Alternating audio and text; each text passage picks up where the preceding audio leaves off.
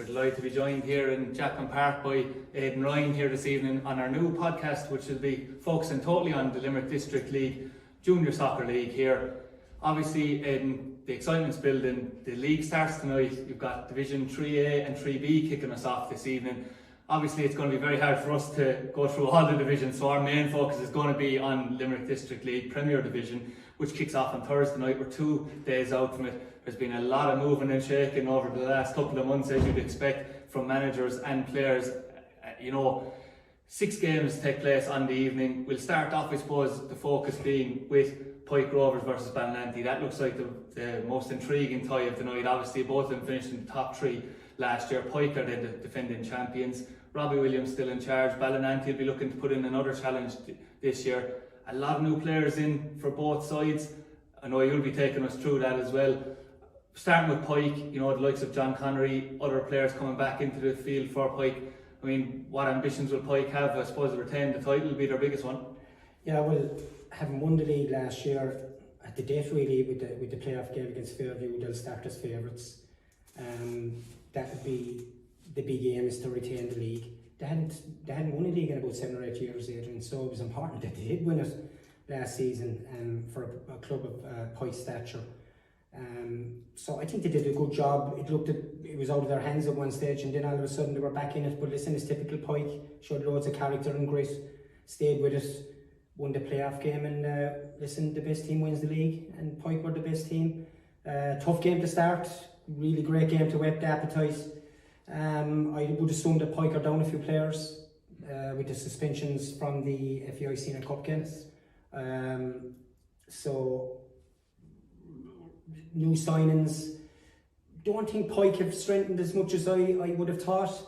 And the loss, of course, of Conor Lang, 32 league goals last season. How are you going to replace those 32 league goals? It'd be a big question mark for him. Kevin Barry doing reasonably well towards the end of last season will certainly contribute a bit if he's given a decent run in the team. But it'll be tough for him, I think, without Conor Lang. Myself, I think they need to find somebody up front that's going to replace all those goals. Yeah, absolutely. And their challengers, you just mentioned Ballinanty Rovers. Did a really good job last year with Ballinanty. Actually, when you talk about top 6 and bottom 6 splits, I think they probably benefited the most from that, because they won their 6-pointers to keep them in the title race until the last couple of games. They've made a lot of signings. They've taken 3 players from Moyross, actually. Interesting enough, they're near neighbours. You've Aaron Power, Keane Power and Habadine Gabido signing there, who made a big impact for Moyross. You also have Keane Fitzgerald coming.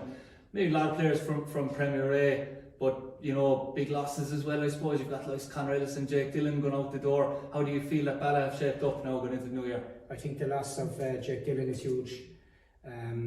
Really good player, saw him several times last year. Can play centre back, right back, midfield. I think at one stage they were even playing him in the 10. He's that versatile, very athletic. I don't think Conor Ellis will be as big a loss as people make out, because he didn't play much football for Balla last year anyway. So again, they're probably short someone up front, okay. Whether the lad from Moyross will fill that gap remains to be seen. Listen, you won't win the league in the first 6 to 7 games, Adrian, but you can lose the league in the first 6 to 7 games. Last year, I think Balla fell short. Did a really good season. I mean, the 5 trophies available. They won the 2-week cup. That's one. I think they fell short in the league by 4 or 5 points, maybe 6 points. But last year at the start, I think they lost 2 big games in a row. Did they lose to Ashling, and they lost to Pike? Yeah. I was at both matches, lost 3-2, and I think Dave will be making sure that those games, that they try and get something out of those games. You've got to be getting points out of those matches earlier in the season to keep yourself in touch. And listen, they stayed with it, but when you look back at it, that was 6 points gone. I think he'll be looking at that this season. And to be fair, both teams do have a very strong, we'll say, club presence. You've got the likes of Dara Hughes, Dermot Fitzgerald, guys that have played with Ballinanty for so long. Same with Pike Rovers on the other side. That has been well documented. They still have so many players for it. It will be a very tight game, and very hard to predict, I'd imagine. We're going to ask you for a prediction anyway, but incredibly difficult in the first night of the season. I'm going to do the usual pundit thing and sit in the fence. I think it'll be a draw. I'm assuming Balla will be near full strength. They might be missing 1 or 2, maybe holidays and stuff. You just don't know this time of the year. Pike will be missing Steve McGann, obviously. It will be a huge loss to them. He's such an important player, and 1 or 2 others from with suspensions and things. But Pike still have that core, as you said, Adrian. You know, you've Pat Mullins, you've the two Donovans, you have McGann in the squad, you've Owen Hanrahan, you've Colin Walsh-O'Loughlin. Shane Walsh, I'm not sure what the situation with him is. They could do with him back being fit. Recently had surgery, I believe. Yeah, so he's going to be out for a while. You still have Gary Neville, and on the other side with Bala, you've Aidan Hurley, Adrian Power, who I felt myself was the best player in the Premier League last year. Dara Hughes. You know, you have the fulcrum of your squad there. I think it'll be a draw. I'll sit in the fence in it. I know, and now taking us on to, I suppose, another intriguing tie. It's Fairview Rangers against Coona. Fairview obviously would have been desperately disappointed with the way last season finished. You know, you lose twice in 4 days to Pike Rovers, your most bitter rivals, but in a cup final and in another final in some ways with the league final in your own backyard, it was incredibly disappointing for them. There has been turnover obviously in the management side of things. You've got Paul Danaher and Paul O'Donnell coming back into the to the management at Fairview. It's going to be a hard act to follow, Aidan, because in fairness to Jason, maybe he didn't win the league, but he got a Munster Junior trophy and an FAI trophy in his time back with the club, so that'll be a hard act to follow. You know, we know that they've signed Conor Ellis and Jake Dillon, as we were mentioned. They've left Bala, but they have went to Fairview Rangers, and we're now hearing, I suppose in some ways it'll be a shock to many, but that Wayne Colbert has left his role as player manager with Prospect to go to Fairview ahead of the big kick-off. They're just 3 players that I've spoken about. Paul Danaher's first throw into management. I suppose, what would be the ambition for Fairview? The ambition has to be to win the league. Fairview haven't won a league in 20 odd years, so it has to be to win the league. And I'm assuming Jason must have left with a lot of disappointment, despite the FAI Cup win and the Munster Junior Cup win, that he didn't win a league. He was there 3 or 4 years, and I think it was a big disappointment. I think it's a big test for Paul Danaher. How we'll approach it, I don't know. I mean, Jason used to play a strict kind of 4-3-3. It was, in my opinion, a very conservative 4-3-3. You didn't see full backs moving past the half a line. They were kept at home. So I just feel maybe Paul will have to look at maybe adapting the formation of the team a little bit for different games, because they want to get over the line in this. And I mean, it was in their own hands with 3 or 4 games to go, and then all of a sudden it was gone. And you're the likes, you'd Pike coming up on your coattails and getting through it. But having said all that, you've so much quality in that squad. I mean, you've a possible front 3 of Darragh Rainsford, Conor Ellis, and Young Coughlin. Yeah. And I mean, if there isn't goals in that 3, there's goals in no 3. So it depends whether they get the support up to them and what kind of formation they set out to make sure they get enough goals to win games. Because I think that was the big problem last year. I think they fell about 15 goals behind Pike in the league last year. Yeah, absolutely. That would be, because you have mentioned that the league, surely the league has to be the number 1 priority for Fairview. You've mentioned that they've went so long without it, because the one thing you always hear about is that Fairview, you know, they're entrenched in history of the FAI Cup and even the Munster Junior, and you always seem to see a tail off with Fairview when they get knocked out of the FAI. But surely that has to be put to bed now, and the league is your bread and butter, definitely for them. It has to be the priority, and a strong squad up there, loads of resources up there.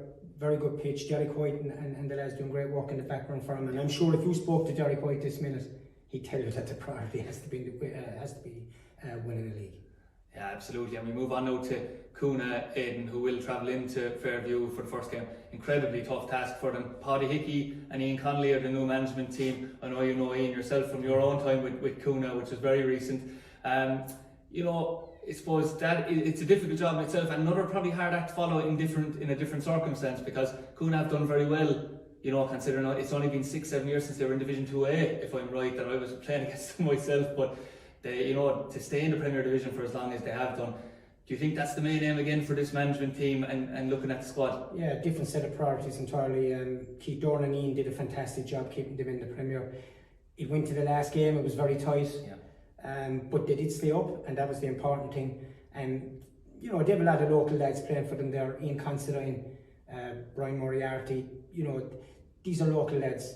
Mark Gallagher, another lad, came up from the B team playing in the A squad. The problem with Coona at the start of the year is some of these lads are students and they're often away, and you don't have them.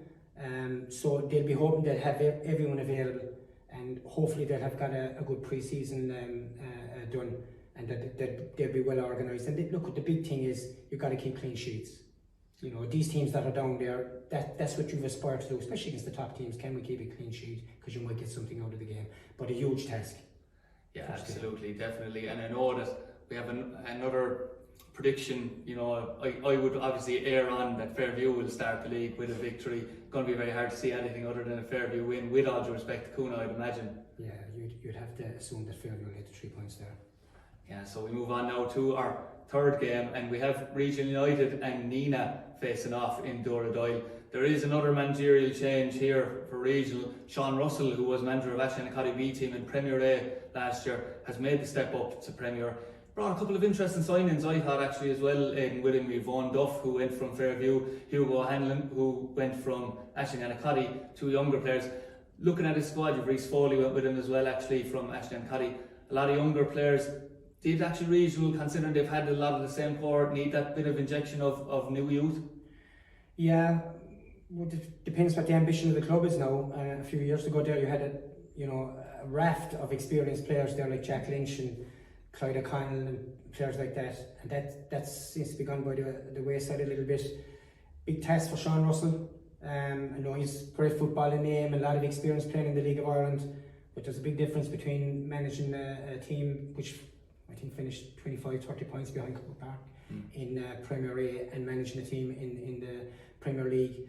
They finished in the top 6 last year. I would assume that's the aim again this year, but he's a lot of work to do. Adrian, Regional won 7 games out of 22 last year, to the best of my knowledge. I mean, 7 games out of 22 for Regional. That needs to be looked at. That needs to be improved on. It'll be interesting to see how he does it. Some decent signings. Owen Duff isn't a bad player. He was obviously going there for more regular football because he wasn't getting it at Fairview.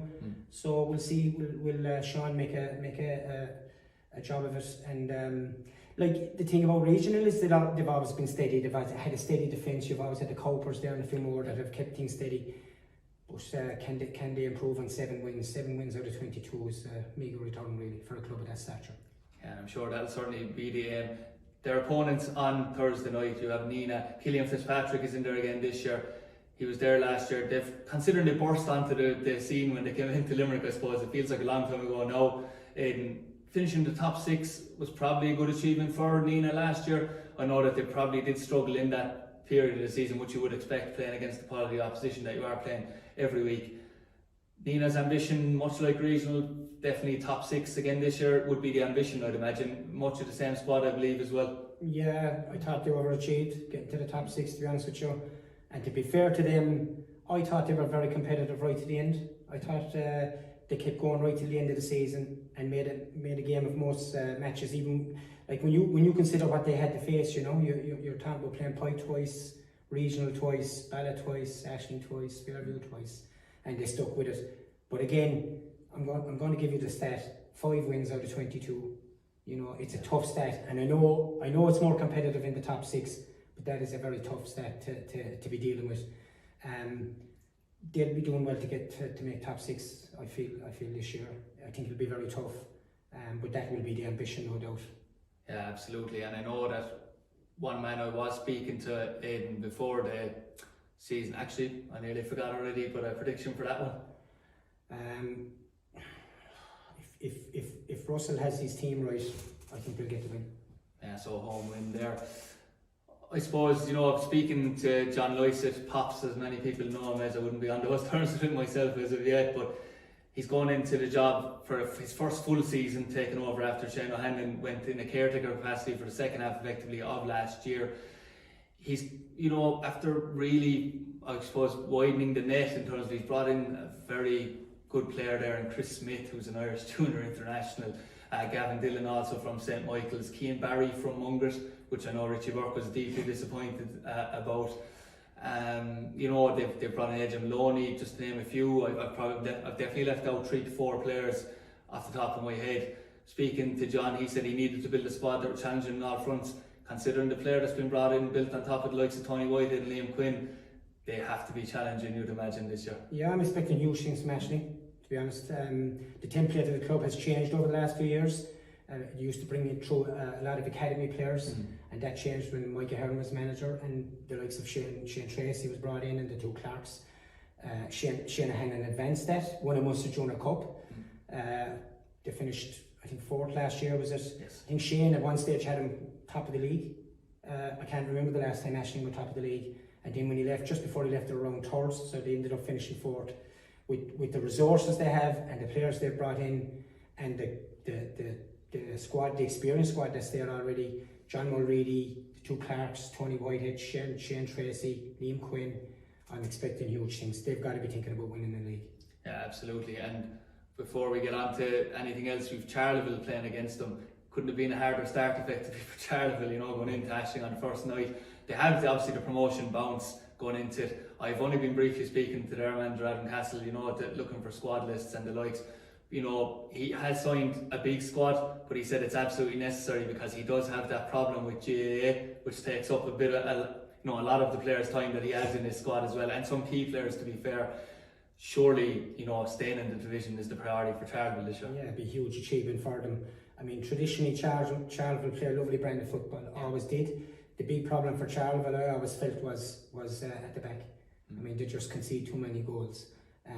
I think going forward isn't really a problem. They play decent football. They'll score an amount of goals. You have Shane Dillon still there. Did he score 35 goals last year in the first division? He'll surely chip in with 14 or 15 this year. So if they can manage themselves at the back, they might have a chance of staying up. It'll be very tough for them. I'm also glad to see, Adrian, that they kept the young lads they have. Keane Mack has stayed, George Gustavo has stayed, that they weren't taken to other clubs. I'm delighted he held on to them. I think that's good that the young lads have stayed, and they'll develop over the year. It'll be a big test for Mallory to try and stay up. And I know myself from my own experiences, the pitch in Charleville, absolutely huge. Home farm could be huge for them too, to be fair. Yeah, massive, and they're training on the pitch, so they'll be well used to it. Again, formation could be important in certain games to make sure they get points. But they got to keep clean sheets. Absolutely. I know that I went for a home win myself on that one. I assume you'll agree from what you said there. Yeah, it looks like a home win, doesn't it? Yeah. And on paper, I suppose, but I suppose if there is any time to catch a bigger team as such on paper, it is on the first couple of games of the season, which you don't know what you're facing as such. But going into the fifth game, Mungot Regional, Crew Park will obviously be one that everyone's looking at, an interesting team to say the least. Won the Cup and the League in Premier A, really consistent at Premier A. Everyone was really expecting them to win it from the onset, realistically. They've added to that. You've got the likes of Mark Slattery, Kieran Red Hanlon from Treaty coming back in. Aaron Noonan is there. Jamie Enright, fellas that have all won the league in the past. That bit of extra experience. Would the top six be out of their reach? Absolutely not. Very experienced squad. You've mentioned some of the names there. Mark Slattery, Jamie Enright coming back. Evan Maloney in goal. Look at the forward line. Jonathan Grant, Aaron Noonan has come in. Kieran Hanlon has come in, and Matt McGrath. I think he scored in the 30s as well last season in Premier A. Adam Frahel, Jamie O'Sullivan, Pa Boyle, Gary Griffin, and he's made a few more signings as well. By all accounts, they have a squad of 25 or 26 signed already. I think they stand a really good chance of making the top six. I expect one or two of the top six that were there last year to drop down into the bottom six when the cup comes this year, maybe even two. But it depends on the ambition, whether they want to make that top six or not. And it'll also, things like the temperance and the temperament they come with and the character they bring to the league will be very important as well. But they definitely have the squad to make it. Yeah, definitely. And their opponents, Mungot Regional, Richie Burke was clearly disappointed with the way last season ended. I mean, I did an interview with him in Pearse Stadium after they had trounced, for the want of a better word, Jamesborough 5-1. They were now well in the clear, to win with 3 games to go, including Kilmallock and Acuna, who were both struggling in those last couple of games. Threw it away, for the want of a better word. Jamesborough won the Shield. I know people go on about maybe the Shield isn't that prestigious, but you still want to win it if it's there. Richie's hoping that the players that were there last year learn from that experience. He's also brought in a couple of experienced players that you would be well known to you, Donny Curtin, Aled Harkin. Surely they will help Richie as well, who is a very young manager. Very young manager. I think he's done a really good job at Mungot.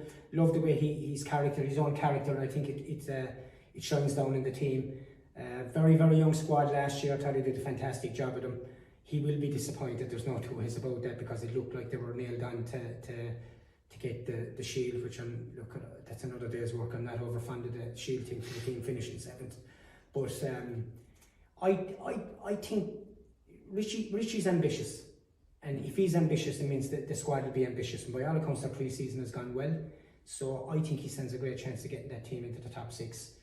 I think he's made 2 great signings, really astute signings in Donny Curtin and Alec Harkin, because they needed that experience. Yeah. These boys have been at the forefront of winning trophies in Limerick over the last 9 or 10 years. I think they'll make an awful difference on the pitch if they're fit to play. But more than that, I think they'll be great in the training ground and in the dressing room, and they'll help those lads and they'll bring them on in leaps and bounds. Yeah, that definitely will be the hope. I know I've said on the fence for this one for the opening night. I think it may be a draw. What's your own prediction? I'm going to sit on the fence with you. I think it'll be a draw as well, actually. We're doing too much sitting on the fence, I'd say. But our home wins. We'll have to go for a couple of away ones. But it brings us to the last fixture, Aidan, to discuss Jamesborough and Prospect. Considering maybe the hype around the rest of the teams, both of these teams, you haven't heard a lot from the camps. I know that my own club have signed a few players from Jamesborough in recent days. There has been a bit of turmoil there. Speaking to Shane O'Hanlon, he was a bit disappointed about that. Prospect in a similar boat. I mean, to lose your manager or player manager 3 days before the season starts to another team in the same division as you must be bitterly disappointed for them as well. And they have a lot of injuries going into the season too. You know, both teams aren't in great form of, going into it in terms of, mentally, I suppose, but this game is exceptionally hard to call. Yeah, you just don't know what's going to be there even on the evening in terms of the squad. Very disappointing and very disconcerting as a former Prospect man to see what's happened Prospect in the last few weeks. For the manager to go 3 days before kick-off is absolutely outstanding. It's unbelievable, really. And then the rumour going that he's signing for another club in the meantime. But having said all that, Prospect will be okay and they'll get out of the team. There's no doubt about that. They will furnish a squad. I know the lads in the background there, they're very hard working, very diligent, but it's going to be a long, tough, hard season for them. Might have to rely on the B team, which they are bringing in to help furnish the A team get through the fixtures, especially in the first 3 or 4 weeks of the season. And then after that, maybe if you can get somebody in to look after the team, and they might be able to pick up a few players here and there. Jamesborough, I have been speaking to Shane the last few days, a lot of turmoil there. 3 or 4 players, maybe even more, 4 or 5 players after leaving in the last week. But I would never underestimate Shanahan and his ability to garner a squad together. Again, it'll be very, very tough the first 3 or 4 weeks. I think they'll be okay. I know he did say one of his hopes was that, because there must, in the top 4, there's probably 100 players, or there's 75 that maybe they will, leave when they're not getting game time. Yeah, you've got to be looking at that, and it'll be up to. Look, Shane has very good persuasive powers. He's shown that over the years that he can harness the squad together. But the problem is, you see, Adrian, is that those first 3 or 4 weeks, you've 6 or 7 games. And I feel myself, a team, maybe even 2 teams, is going to be cut adrift at the bottom of that league very early this season. Yeah. And last season it happened. The only reason that Kilmallock came back near the end of the season and almost made the great escape was because Shane came in after Christmas and did a fantastic job at him. But I think certainly one team will be cut adrift, a bit like Geraldines last year, and possibly 2. I was just about to say, both of these teams, without reading too much into it, will certainly not want a season like Geraldines had last year. I mean, that was really, really miserable for the club, and sad to see, I suppose, for them. Now, I know they've bounced back, which is, to their credit, to be fair, but that's certainly what these type of teams will want to avoid. Yeah, it was horrendous for Geraldines last season to be going through that. Did they win a game? I don't think they won a game, maybe drew 1 game. Yeah. I think you'll get one team definitely cut adrift again this season. As I said, possibly 2, depending on how clubs recruit before the end of the transfer. And I know from speaking to you before, Aidan, I personally felt that the top 6, bottom 6 was a good addition last year because of the likes of Ballinanty maybe dragging themselves back into the title race, which wouldn't have been possible, let's be honest, if Pike and Fairview were playing the bottom 6 in the second half of the season. I felt that was maybe one plus to it. The second plus, I suppose, was that the teams at the bottom, there was more even games, there was less hammerings, I felt. But you're not a fan of the top 6, bottom 6? No, I'm not a fan of the top 6, bottom 6. I mean, you 2 teams there in the top 6 and they were redundant, Regional and Nina. Now, the top 4, the games are very competitive, and there's no doubt about that. There were some exciting games. But But as I'm going to give you the stat of 12 wins out of 44 games or 40 odd games or whatever it is for Nina and region. It's like, we're using the word horrendous. That's horrendous in my opinion. In terms of the bottom, I don't know if it has improved standards. Maybe for the likes of Mount teams coming up, it made them a little bit more competitive, trying to get hold of a Shield trophy, which again, you're giving a trophy to a team that finishes 7th in the league. Towards the end of the season, some teams were barely getting 11 and 12 players out. And the other thing I would say to you is, I spoke to 3 managers last season, and just before the cut-off, they were quite happy to stay in the bottom 6. They had no ambition to go into the top 6. So maybe that needs to be looked at as well. I think you need to be striving to get up to as high as you can in the league and improve your league position every season. But I'm not so sure it's working. Do you think that's a problem? We'll agree to differ. Do you think it's a problem across the board in general, Aidan, with, I suppose, maybe throughout the divisions, that maybe the ambition isn't there anymore to play as high as you can? You do see a lot of players now, or I've even played against them in the lower divisions, where I felt maybe they should be playing at a higher level. It does seem to be different to maybe 10 years or maybe even less than 10 years ago, to be fair. Yeah, it's totally different, and I'm finding myself that players who are not in the top 4 squads, who are not getting a regular game, aren't going to go down and join teams now in the bottom 6. I think they'll just drop down lower and just go for a game on a Sunday, and look, if it means handy trophies in the lower divisions, so be it. But I think there's a drain of players now going down into the lower divisions. I don't think that's doing the standard any good. And I suppose evidence of that is that we're maybe starting, if the rumours are true, we could be down 4 or 5 teams. I know they're maybe down in the lower ends of it, but you've never seen that before. I know that everyone says that there's loads of teams in certain areas, but we were always able to field at least more than 11 and 12 in a squad every Sunday. We've lost Castle United, we know are confirmed. If the rumours are to be true, we could be losing at least 3 more teams in the next week or so after the season has kicked off, which is certainly a headache for everyone, and we're hoping it's not an indictment and something that we'll see carrying on into the future years. Yeah, and we spoke about this before, Adrian, outside of the football side of things, the demographics have changed as well with players and work and families. I think COVID hasn't helped matters. I think a lot of players have lost interest, and they're quite happy to go out on a Saturday night and stay in bed on Sunday mornings, and it's just a sign of the times, and it's a pity it's going that way. How we fix it, it's very hard to fix from the top down and the bottom up, maybe looking at how 16s and 17s and 18s have been managed and garnered, and maybe from the top down in terms of what the LDMC can do to make the leagues more attractive and things better. Absolutely, and we thank everyone for joining us on this Junior Soccer Focus. Hopefully this venture will kick off, and myself and Aidan and others will be on every week and giving our thoughts and opinions on the games, and exciting games hopefully throughout the Premier Division season, and we'll hope to touch base with obviously lower division clubs as well as the season continues. But thank you for joining us, and we hope to see you once again.